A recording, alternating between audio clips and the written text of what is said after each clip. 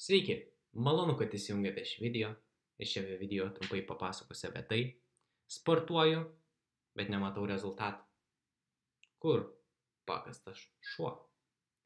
Viskas yra labai paprasta. Turime vertinti du pagrindinius faktorius, kurie diktuoja pasieksime ar nepasieksime rezultatų. Pirmas yra mityba. Blogos mitybos mes niekaip neįsportuosime.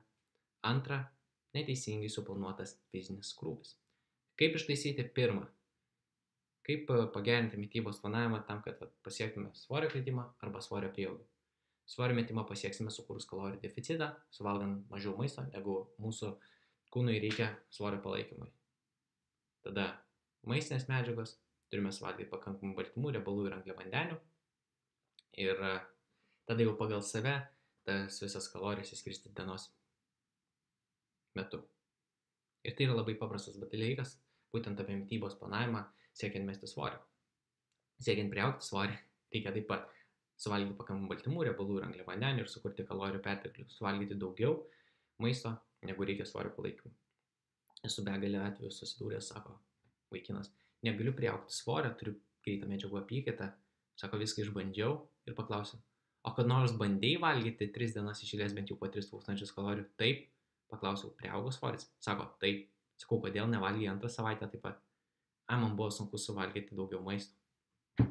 Mes matome, kad mes galime padaryti, bet mes nenorime. Ir to nedarome, bet čia tiesiog norėjau pasakyti, kad galite suvalgyti tas kalorijas valgant daugiau kalorijų turinti maistą ir nesakyti, kad tai yra bėda.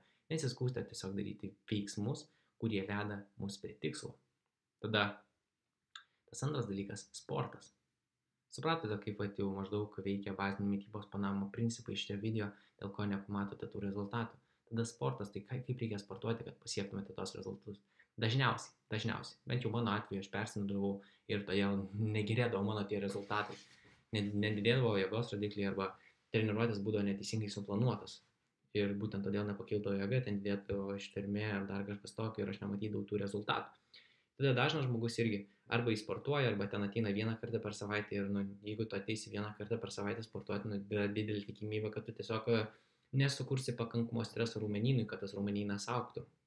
Arba neišdegins pakankamai kalorijų, kad vėlgi tas svoris kristų, nors ir sportas nėra būtinas svorio kritimui. Tai tada gerai, nepakankamas tas krūvis. Antra. Sportuojame per daug, tai sportuojame 7 kartus per savaitę po 2-3 valandas per dieną. Nesistato organizmas, vėlgi, nelabai priaugs tų raumenų, jeigu nepakankamai valgysite, gerai numesti svorį, bet vėlgi visą laiką bus didelis nuovargis ir tikrai nejausite to didelio malonumo, plus reikės labai daug laiko skirti sportui per visą savaitę tam, kad vėlgi būtų kažkokie tie rezultatai. Tada trečias nevyro periodizacija, tai vėlgi reiškia, kad galbūt ten sportuojate 3 kartus per savaitę, bet kiekvieną kartą ten treniruotės būna tiesiog ateinadavo, pastumdėte nuo krūtinės ten vieną kartą, padarto kažkokių pritupimų ir viskas. Nedidinate krūvio. Ir tai yra problema. Atsiprašau. Tai nedidinate būtent krūvio sportuodami ir todėl vėlgi nesukuriant ilgalaikio perspektyvos streso raumenims, tas raumuo vis tiek jis neaugs. Ir čia yra ta problema. Tada kitas dalykas, mes sportuojame, ateiname į spalį ir persisportuojame, tai reiškia vienos treniruotės metu mes padarome labai daug, kad kelias paskui kitas dienas nieko negalime daryti, nes tiesiog jaučiame labai didelį nuovargį arba patiriame traumą, tai kad to neįvyktų, mums reikia visą laiką turėti tą sporto rutiną, kurios galėtume laikytis. Ir tada tiesiog neteisingai susiplanuojame visą tą aktyvumą. Tai optimalus tas aktyvumas būtų 3-4 kartai per savaitę iki 45 minučių.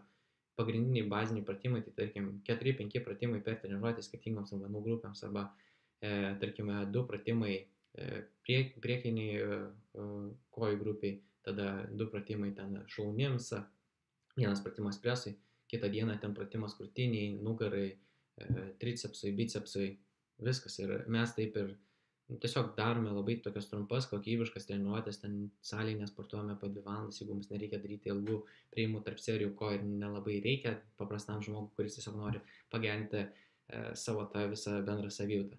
Tai ir šiame video ir buvo tos kelios pagrindinės klaidos, kurios jums trukdo pamatyti rezultatus ir ką darote ne taip, ir galbūt pamatę kažkokių tų įžvalgų, būtent mano pasidalinime video, tai galite net pasidalinti, kokias klaidas jūs darote, ir tada mes matysime, gal reikia padaryti dar vieną papildomą video tam, kad ir daugiau žmonių suprastų, kokių klaidų nedaryti, kokios galbūt jūs darėte. Ir klaidas yra normalu daryti, iš klaidų mes galime pasimokyti, jų nebedaryti ir tada žymiai greičiau pasiekti trokštamus rezultatus.